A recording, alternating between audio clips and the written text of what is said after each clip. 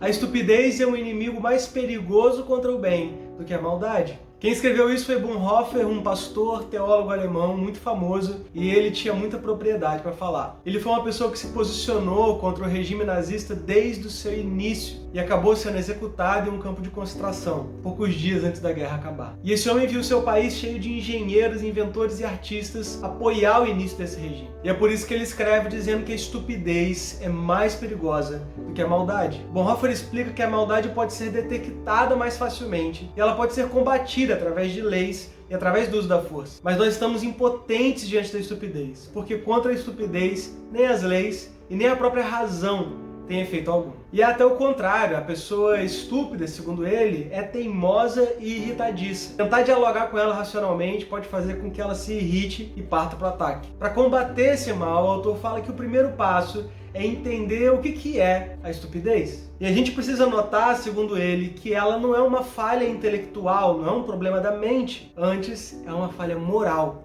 é um problema no coração. Uma pessoa culta e educada pode ser estúpida, assim como alguém sem nenhuma educação formal pode ser muito perspicaz. Não é uma questão de incapacidade intelectual. A pessoa estúpida se permite chegar nesse lugar de forma mais ou menos consciente. E olha que interessante, ele vai dizer que é a própria pessoa que abre mão da sua autonomia e responsabilidade para dar crédito a pessoas e informações falsas. Uma pessoa na condição de estupidez se torna uma ferramenta ignorante e teimosa nas mãos de alguém. E isso fica claro porque ao tentar dialogar com ela, não parece que a gente está lidando com a pessoa em si, mas sim com um conglomerado de propaganda, de slogans e frases prontas. Quem nunca se sentiu assim? E essa situação é tão perigosa que uma pessoa pode justificar ou até cometer uma grande maldade sem nem perceber o mal que existe nisso. E Bonhoeffer finalmente explica que a única maneira de combater eficazmente a estupidez é vivendo uma vida responsável diante de Deus. Responsável.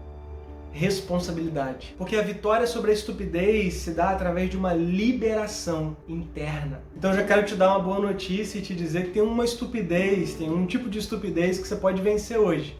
É a sua própria. Porque se o antídoto para a estupidez é ser responsável, a gente precisa aprender algo com os crentes de Bareia, que estão descritos lá em Atos. Os bareanos eram mais nobres que os tessalonicenses, pois eles receberam a mensagem com entusiasmo, examinando as escrituras todos os dias para ver se era assim mesmo. Eles recebem a mensagem com grande interesse, mas nem por isso eles terceirizam a sua responsabilidade. Eles acatam a mensagem, mas eles vão ler para conferir. Porque eles são responsáveis por si diante das informações e das pessoas que os guiam.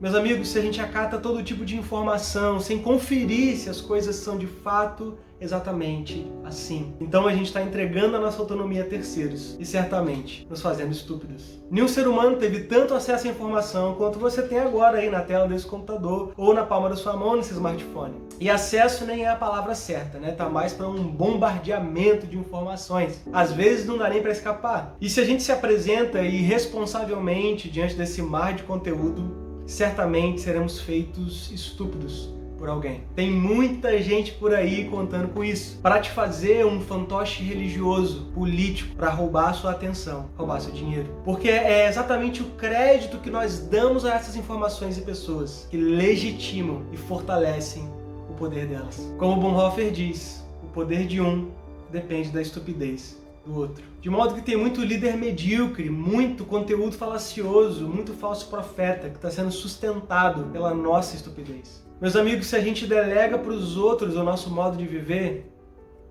de quem é essa vida que a gente está vivendo? Pensa nisso.